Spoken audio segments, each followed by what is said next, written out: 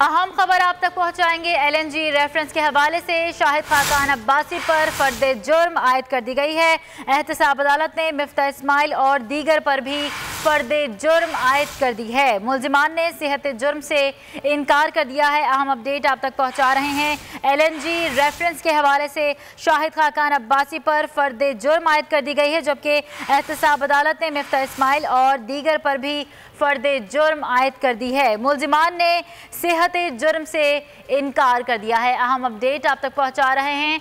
LNG case के हवाले से शाहिद खाकान अब्बासी पर फर्द जुर्म आयद कर दी गई है। एहतसाब अदालत ने मिफ्ता इस्माइल और दीगर पर भी फर्द जुर्म आयद कर दी है। मुलजिमान ने सेहत जुर्म से इनकार कर दिया है। LNG रेफरेंस केस के हवाले से अहम खबर आप तक पहुंचा रहे हैं। मुस्लिम लीग नून के रहनुमा शाहिद खाकान अब्बासी पर फर्द जुर्म आयद कर दी गई है।